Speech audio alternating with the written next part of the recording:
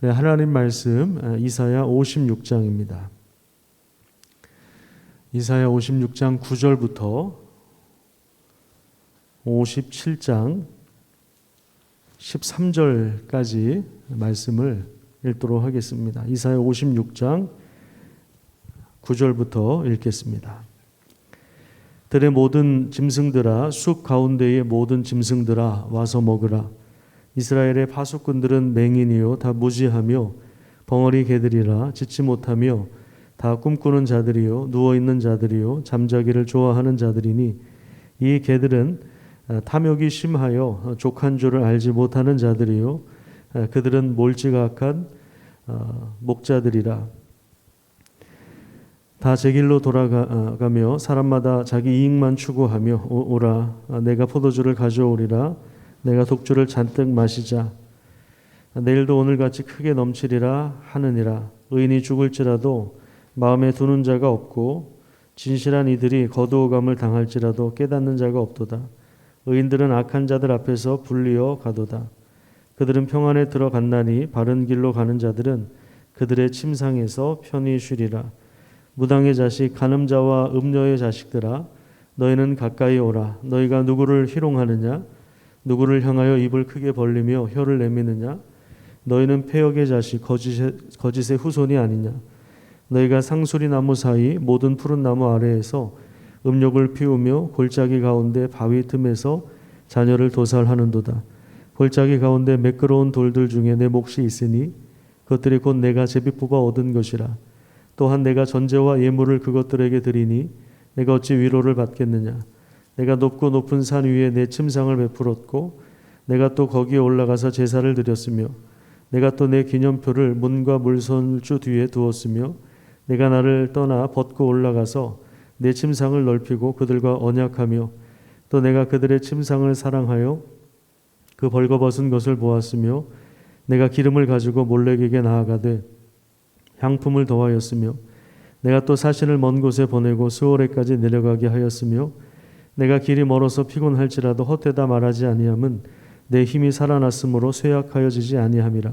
내가 누구를 두려워하며 누구로 말미암아 놀랐기에 거짓을 말하며 나를 생각하지 아니하며 이를 마음에 두지 아니하였느냐? 내가 나를 경외하지 아니함은 내가 오랫동안 잠잠했기 때문이 아니냐?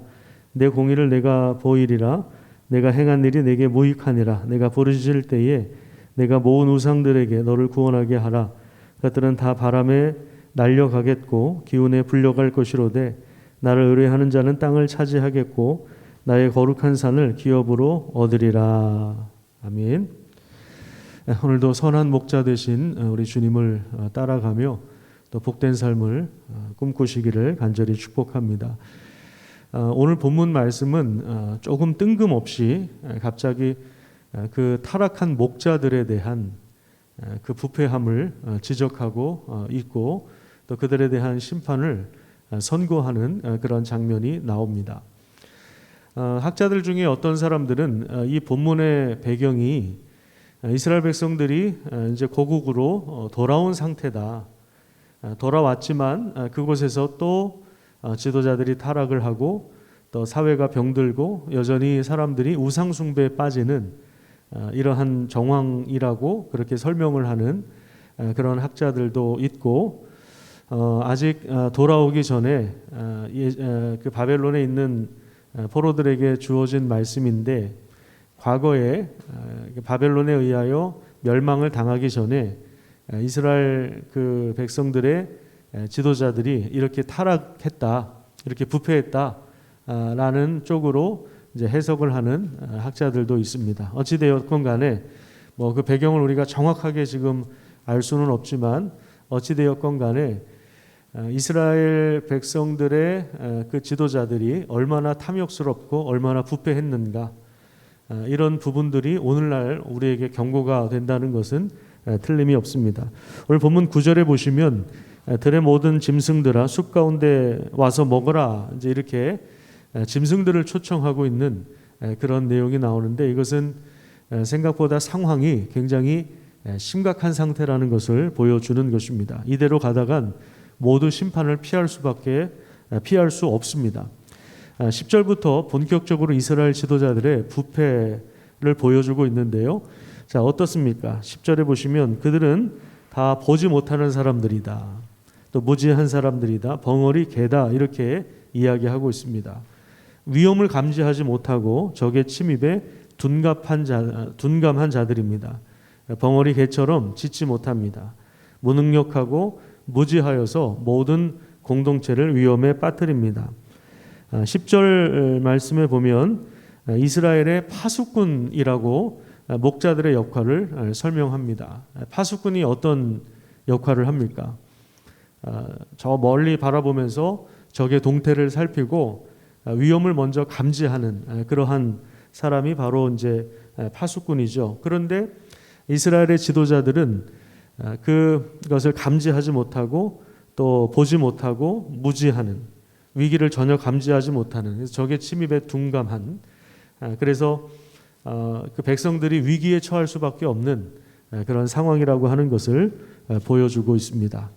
지도자들은 깨어 있어서 하나님의 말씀을 분별하고 그 말씀을 백성들에게 먹여서 백성들이 올바른 분별력을 갖도록 해야 합니다. 하지만 지금 이스라엘의 지도자들은 누워있는 자들이고, 그리고 잠자기를 좋아하고, 그리고 탐욕이 심하고 족한 줄을 알지 못한다. 이렇게 말씀하고 있습니다. 또 술에 빠져 있고 자기 이익만 추구합니다. 공동체의 위기보다 오늘 내가 마실 술이 있다는 것에 안심합니다. 10절 중간쯤에 보면 꿈꾸는 자들이다. 이렇게 이제 번역이 되어 있는데, 자, 이 말은 원래 의미는 코를 벌름거리다. 이렇게 번역을 해야 됩니다. 코를 벌름거리다. 원래 이런 의미가 있습니다. 개처럼 코를 벌렁벌렁거리고 낮잠이나 즐기고 자기 먹을 것에만 관심이 있는 개와 같은 그 목자들이 바로 이스라엘의 지도자들의 부패한 현실이었습니다. 그 다음에 이제 51장 1절에 보면요, 의인이 죽어도 마음에 두는 자가 없고 진실한 사람들이 죽어도 깨닫는 자가 없다고 말씀하고 있습니다. 이건 뭐냐면 이제 부당한 폭력에 의해서 또 부당한 권력에 의해서 억울한 죽음을 당하지만 그 일로 인해서 깨닫는 자도 없고 그것을 마음에 두는 자도 없는 그런 총체적인 부패와 그런 상황들을 묘사하고 있는 것입니다. 그것이 내 이익에 관심이 없으면, 그것이 내 이익에 관한 것이 아니라면, 이것이 이웃이 억울한 상황을 만나든 이웃이 죽어나가든 무관심한 것입니다. 이웃의 고통을 외면하는 그러한 사회인 것이죠. 그러니까 내가 불편하면 막 민원도 넣고 무슨 수를 써서든 해결하려 합니다. 그죠? 아파트에 그 소음과 진동이 많아지면 막 현수막을 내걸고 못 살겠다 막 이러잖아요. 내가 불편하면, 우리 가정이 뭔가 손해를 보면 그거에 대해서는 민원을 제기하고 못 참아요. 그런데 이웃이 고통을 당하고 이웃이 억울한 일을 만나고 또 이웃이 죽어나가도 거기에 대해서는 무관심합니다. 외면합니다. 이런 사회가 되었던 거죠. 이런 사회는 하나님의 심판을 피할 수가 없는데, 이런 일들도 결국에는 이 지도자들의 부패와 연관이 있는 것입니다. 그 다음에 이런 비참한 상황들이 3절부터 13절까지에도 나오는데, 3절부터 13절까지는 우상 숭배의 현실을 아주 적나라하게 지적하고 있습니다. 하나님께는 구하지도 않고 하나님께 기도하지 않지만 우상에게는 모든 것을 다 갖다 바치는 열심을 부립니다. 9절에 보시면요, 몰렉이라고 하는 우상 이름이 나오죠. 이 당시 이제 몰렉은 그 인신제사를 원하는 우상입니다. 오늘날의 우리 입장에서 도저히 이해가 되지 않는데, 자녀를 불에 살라서 신에게 바치는 거예요. 그래서 자기가 원하는 요구 조건을 이루어준다. 이렇게 이런 신앙을 가지고 그 인신제사를 드리는, 이게 이제 몰렉인데 이방인들이 섬겼던 그러한 우상이라고 할 수 있는데, 이 몰락 우상에게는 값비싼 향품을 바치고 먼 곳까지 험한 길도 마다하지 않고 정성을 들여요. 험한 길을 가더라도 괜찮다, 갈 수 있다 하면서 막 이렇게 다녀옵니다. 막 다녀와요. 근데 하나님은 찾지 않는 이런 현실을 지적합니다. 또 13절 보세요. 13절에 보면은 어쩌면 좀 그들을 조롱하는 그러한 표현인 것 같습니다. 하나님은 너희가 모아놓은 우상들에게 도와달라고 부르짖어 봐라, 이렇게 말씀하십니다. 그들은 바람에 나는 겨와 같아서 하나님의 기운에 다 불려가게 될 것입니다. 헛되고 허망한 우상을 붙들고 살아가는 사람들의 운명이 이와 같다는 사실을 보여주고 있는 것이죠. 하지만 깨어서 기도하며 하나님을 찾고 또 말씀을 묵상하면서 하나님의 뜻을 따르는 사람들은 땅을 차지하고 하나님의 기업을 상속받게 되는 것입니다. 이사야가 이제 이사야서 읽기가 참 어렵다, 이런 이제 말씀을 하시는 분들이 종종 있는데요. 맞습니다. 저도 어렵습니다. 목사인 저도 이사야서를 읽는 것이 그렇게 쉽지는 않습니다. 그 이유는 첫 번째는 번역의 문제라고 저는 생각합니다. 그래서 여러분들이 할 수 있으면 되도록이면 새 번역이나 쉬운 성경, 뭐 영어 성경으로 보시면 더 좋겠지만 새 번역이나 쉬운 성경으로만 봐도 어느 정도 이게 이런 의미구나 라고 하는 것을 좀 파악할 수가 있고, 그래서 모든 성경을 읽을 때는 개관을 먼저 보는 것이 중요합니다. 배경 지식, 왜 이 글이 쓰였는지. 그런데 이제 이사야가 또 어려운 것 중에 하나는 뭐냐면 이 본문의 정황이 뭐냐라고 하는 것이 구체적으로 나와 있지 않아요.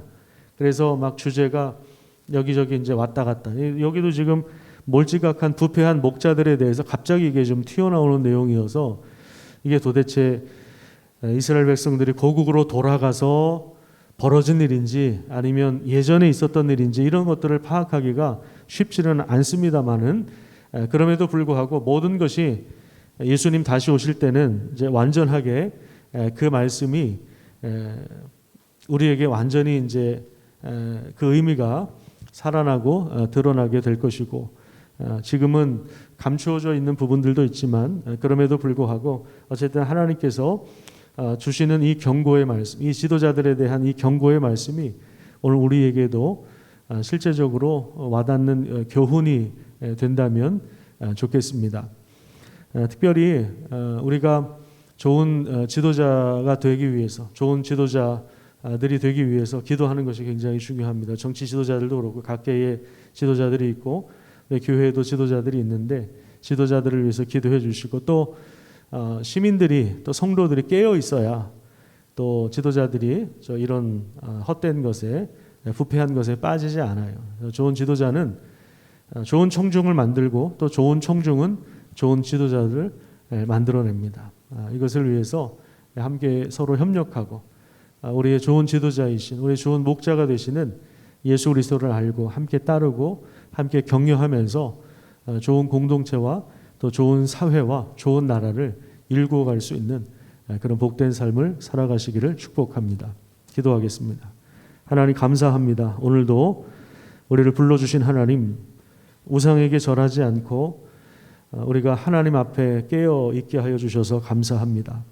하나님, 언제든지 우리도 보지 못하고 또 우리의 탐욕에만 취해서 살아갈 수 있는 연약한 존재임을 고백합니다. 하나님께서 하루하루 일용할 양식을 공급해 주시고 또 말씀을 공급해 주시는 그 은혜를 우리가 사모하며 우리가 그 은혜 안에서 행할 수 있도록 하나님께서 함께 해주시기를 원합니다. 오늘도 성령께서 우리의 모든 생각과 삶을 붙잡아 주시고 또 우리가 감당해야 될 모든 역할들 가운데 하나님의 선한 지혜와 능력이 함께할 수 있도록 역사하여 주시옵소서. 우리 기도 가운데 역사하시고 응답하여 주시며 하늘 문을 열어주시고 이 시간 우리의 연약한 문제들을, 연약한 부분들을 만져주시고 우리의 어려운 문제들 하나님 앞에 간구할 때 하나님께서 응답하여 주시며 가장 좋은 길을 보여주시고 또 우리에게 깨닫는 그러한 지혜를 허락하여 주시옵소서. 감사드리며 예수님 이름으로 기도드립니다. 아멘.